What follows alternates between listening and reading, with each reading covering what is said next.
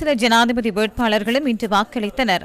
Sri Lanka communist கட்சியின் ஜனாதிபதி வேட்பாளர் திலீப் ஜெயவீர இன்று காலை மிரிகானை சந்திரா ராமாயவில் தமது வாக்கினை செலுத்தினார். இலங்கையர்களுடன் தொடர்ந்து பயணிப்பதற்கு ஜனாதிபதி தேர்தல் உதவி செய்துள்ளதாக நான் தற்போது நம்புகின்றேன். சுயேட்சை வேட்பாளர் ஃபீல்ட் மார்ஷல் சரத் பொன்சேகா கலனி ஹிமுடு வெல்கொட ஸ்ரீ சுதர்ஷன ராமவேல் உள்ள வாக்களிப்பு நிலையத்தில் வாக்களித்தார். நான் மேற்கொண்ட தீர்மானம் சரியானது. மக்கள் யதார்த்த நிலைமையை புரிந்து கொள்ள வேண்டும். மக்கள் கட்சிகளுக்கு விசுவாசமாக இருந்து கட்சிகளுக்கு அடிமையாகி சிறு சிறு சலுகைகள் பெற்றுக் கொடுக்கப்படும் போது அதற்கு ஏமாற்றம் அடைந்தால் மக்கள் மீண்டும் துன்பப்பட நேரிடும். மக்களை அதற்கான நட்டத்தையும் ஈடு செய்ய நேரிடும்.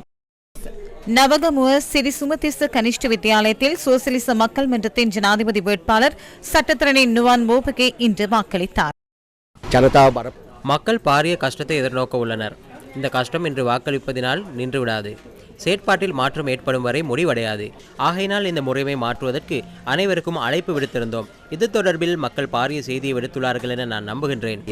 தேசிய ஜனநாயக முன்னணியின் ஜனாதிபதி வேட்பாளர் ஜனாதிபதி சட்டத்திரணி கலாநிதி விஜயதாச ராஜபக்ச நாவல விக்ரமசிங்க ராமவேல் இன்று வாக்கினை செலுத்தியிருந்தார்.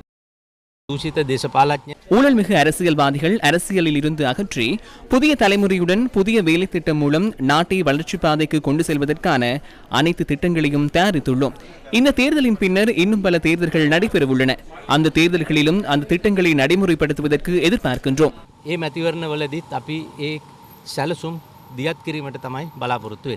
ஜனநாயக ஐக்கிய தேசிய முன்னணியின் ஜனாதிபதி வேட்பாளர் அனுஜ் டி சில்வா பாத்து தும்பரையில் வாக்களித்தார். ஜனசித்த பெரமுன ஜனாதிபதி வேட்பாளர் பத்திரமுல்லை சீலரத்ன தேரர் பத்திரமுல்ல பட்டபுத்த வித்தியாலயத்தில் வாக்களித்தார். டீல் அரசியலை முன்னெடுக்கப்படுகிறது. ஜனசத்த பெருமன வெற்றி பெற்றால் திருடர்கள் அனைவருக்கும் எதிராக கண்டிப்பாக சட்டத்தை அமுல்படுத்துவோம். சட்டத்தின் பிரகாரம் தண்டிப்பதற்கு தயாராக இருக்கின்றோம் என்பதை நினைவிற்கொள்ளுங்கள்.